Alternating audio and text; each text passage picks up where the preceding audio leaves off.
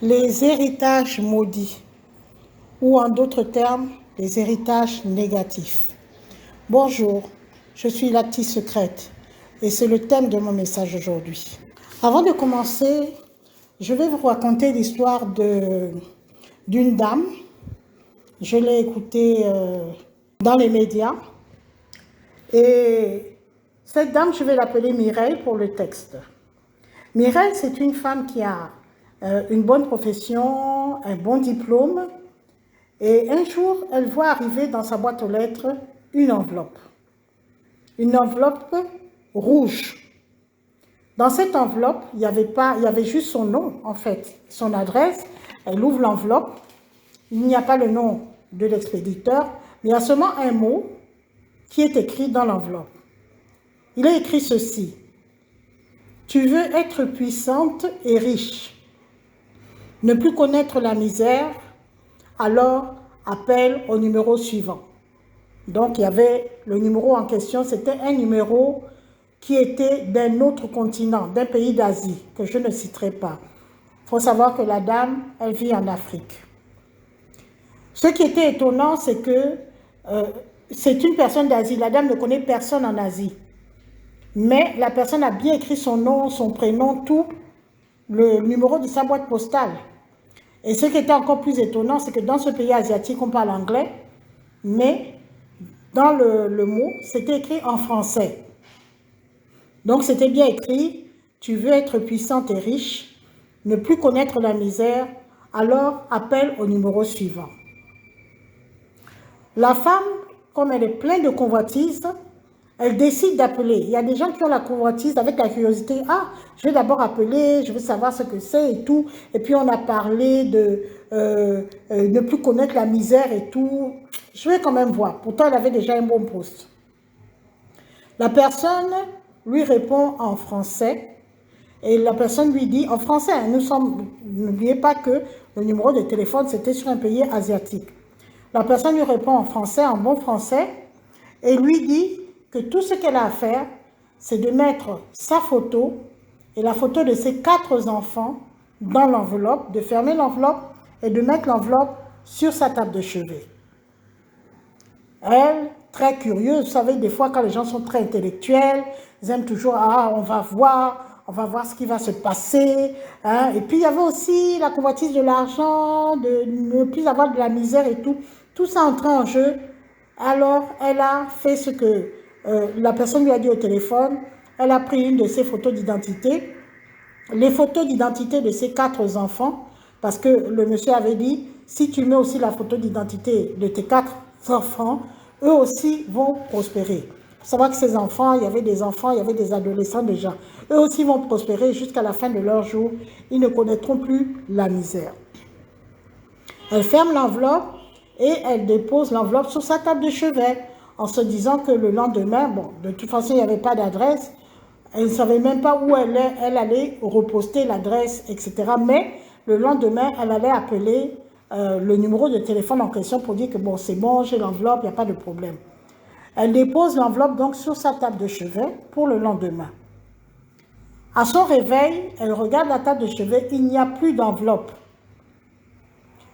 Elle demande aux enfants, quelqu'un est rentré dans ma chambre la nuit, a pris une enveloppe rouge et tout. Les enfants disent non, tu sais maman que quand tu dors, tu nous as déjà éduqués comme ça qu'on ne doit pas rentrer pour te déranger. Personne n'est rentré. Elle dit bon, elle se lève, elle va au travail. Avec les préoccupations du travail, elle a tout oublié. Un mois plus tard, les effets commencent à apparaître. Son fils aîné joue dans la cuisine, avec le couteau de cuisine. Il joue avec sa petite sœur. Et par mégarde, il lui enfonce le couteau dans l'œil. La petite devient borgne à l'âge de 8 ans. Ça, c'est le premier effet de la lettre.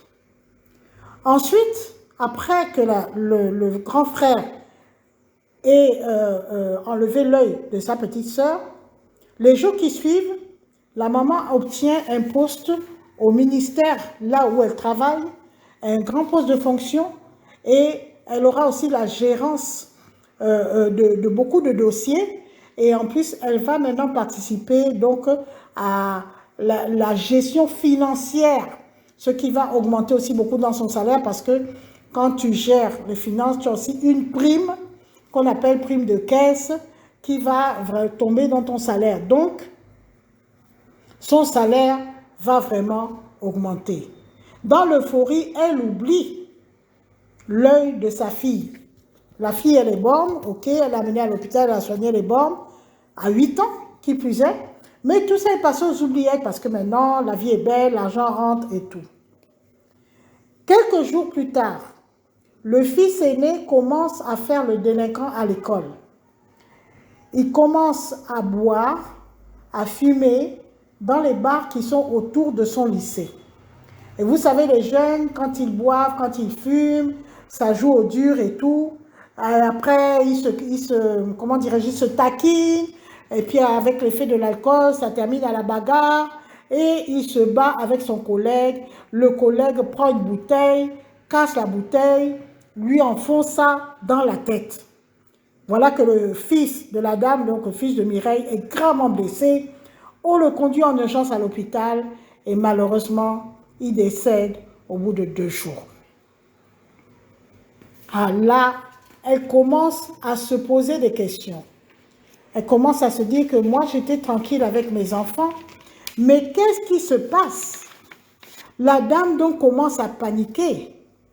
Il ne lui reste plus que 2 enfants en bonne santé et une fille borne. Dans sa panique, elle recontacte le monsieur par le numéro de téléphone et elle lui dit qu'elle veut renoncer à tous les privilèges qui lui ont été donnés. La personne au téléphone lui répond « Impossible, madame, car le pacte est en cours. » Elle va alors chez les féticheurs avec ses 3 enfants, la fille borne et les 2 petits. Elle y dépense tout l'argent gagné grâce au pacte, c'est-à-dire l'argent de l'augmentation de son salaire. Elle va même jusqu'à dépenser son salaire et tout pour trouver une solution.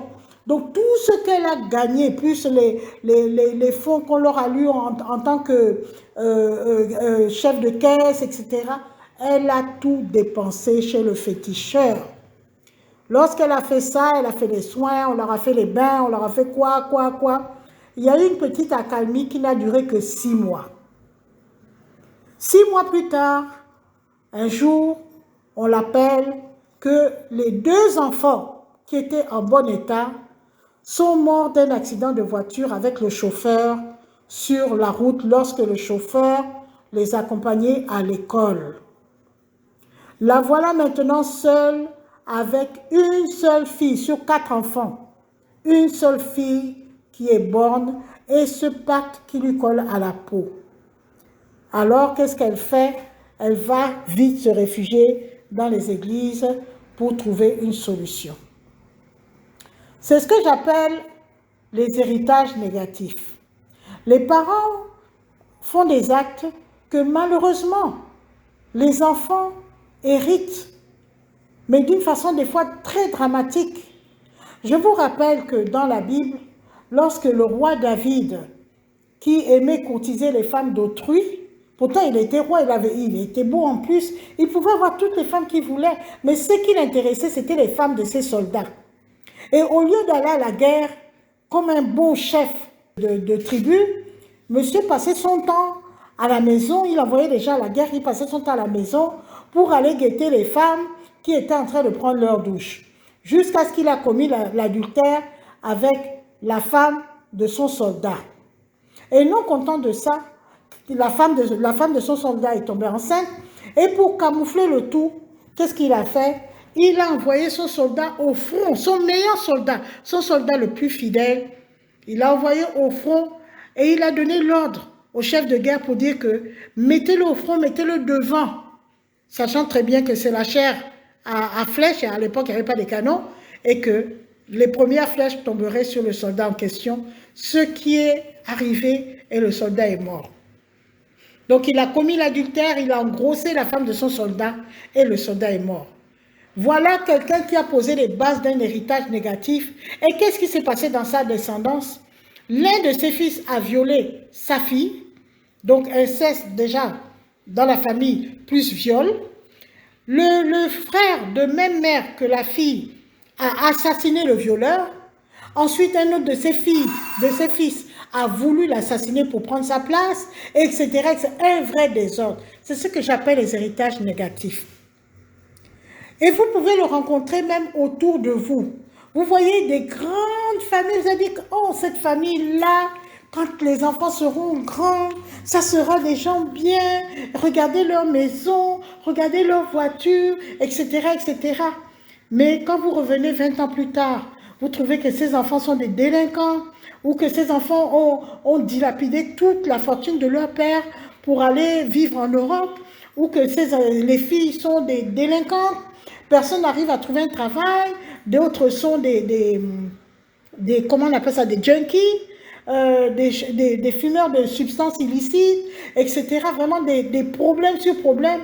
On se dit, mais on espérait dans cette famille, c'était un de nos modèles, mais regarde la descendance.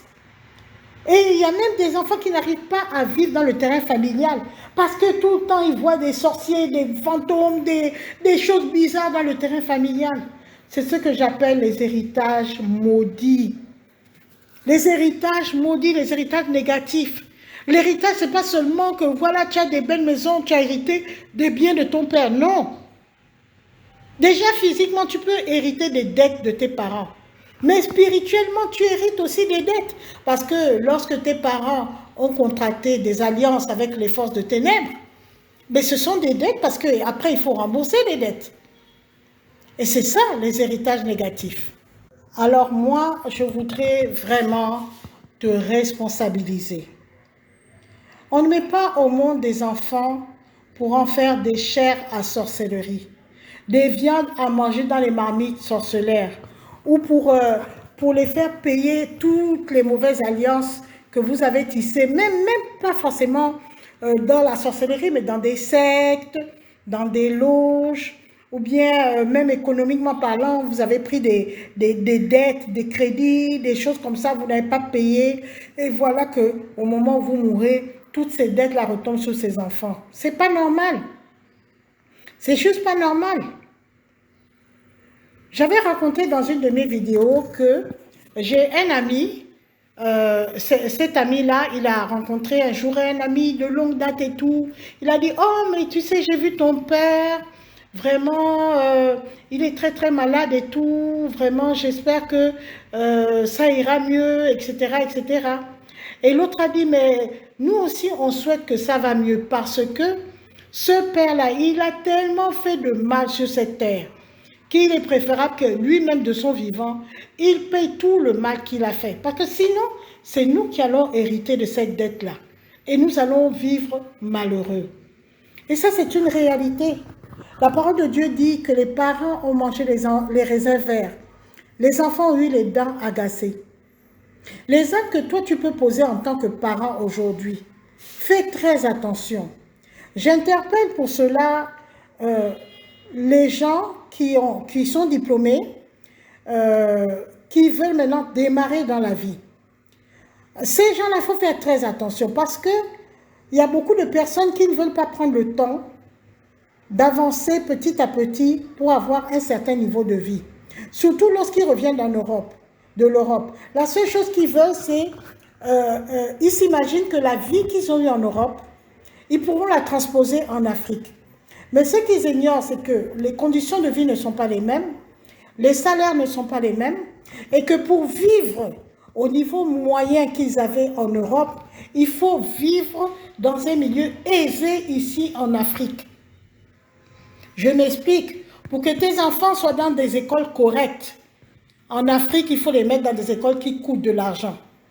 Pour que tu vives dans des appartements corrects comme tu vivais en Europe, si tu viens en Afrique, il faut que tu mettes de l'argent parce que le loyer coûte excessivement cher en Afrique lorsque tu vas habiter dans des quartiers propres, dans des quartiers sécurisés et dans un appartement assez propre avec un bon voisinage.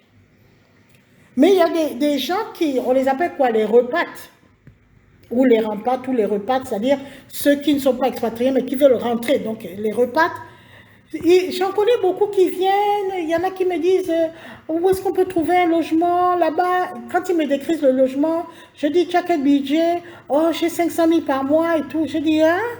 En Afrique, tu vas commencer, tu viens à peine d'arriver. Tu n'as pas de structure économique, rien. Tu vas commencer avec un loyer de 500 000 francs par mois, ce qui est un loyer vraiment excessif ici en Afrique. Et tu penses que tu vas t'en sortir financièrement? Oh non, mais moi j'ai mes économies en France, etc. et tout. Je dis à la personne que fais attention. Moi, je vais te donner une parole de sagesse. Quand tu viens, commence doucement. Prends une maison correcte, dans un quartier correct, mais ne prends pas une maison de luxe. Le luxe que tu avais en France qui était moyen là-bas en Europe, chez nous là, c'est du luxe. Donc ne t'attends pas aux mêmes choses. Parce que je ne voudrais pas que tu commences dans un style de vie que tu ne pourras pas tenir et que pour tenir, il faudra que tu fasses des alliances, tu tisses des alliances qu'il ne faut pas et qui vont te porter préjudice dans ton avenir et surtout au niveau de tes enfants. Donc, viens doucement, commence à travailler doucement, commence par le bas de l'échec, tu travailles, tu avances, tu examines bien pour éviter, parce qu'il y a beaucoup de gens qui vont te dire, non, tu peux rentrer. Tu sais, on a tel oncle là-bas, il va te mettre dans telle partie, dans telle direction, dans ceci, dans cela. Mais rien n'est cadeau. Rien n'est cadeau, tout se paye. Et sans te rendre compte, tu vas être tout content que oui, moi quand je rentre, j'ai le frère de ma mère, il va s'occuper de moi. J'ai ma tante là-bas, elle est au gouvernement, elle va s'occuper de moi. J'ai mon oncle là-bas, il travaille au ministère de je ne sais quoi, il va s'occuper de moi. Mais rien n'est cadeau. Si tu te lances dans ces choses, tu vas devoir pactiser. Et quand tu vas devoir pactiser, tu seras entré dans le mouvement. Et là, laisse-moi te dire que ce n'est qu'un héritage négatif que tu vas laisser à tes enfants. Voilà, c'est le conseil que je vais te donner aujourd'hui. Et j'espère que tu m'écoutes, toi qui vis en Europe et qui veux rentrer. Fais très attention quand tu vas rentrer. Les tentations sont immenses. Ne te dis pas que parce que tu reviens de France, il faut déjà que tu aies ta voiture, tu aies ta belle maison, tu aies ce... Non, viens doucement. Essaye de te débrouiller par tes propres moyens et évite de rentrer dans des alliances que tu vas regretter plus tard pour laisser des héritages négatifs à tes enfants. Voilà, c'est mon conseil du jour et je te dis au revoir, que Dieu te bénisse. Je t'attends vendredi prochain à 18h30. Écoute souvent mes messages. Ce sont des messages de sagesse qui te permettront de bien te positionner dans la vie que nous avons. Sois béni dans le Seigneur et que ces conseils vraiment te donnent aussi un esprit de sagesse.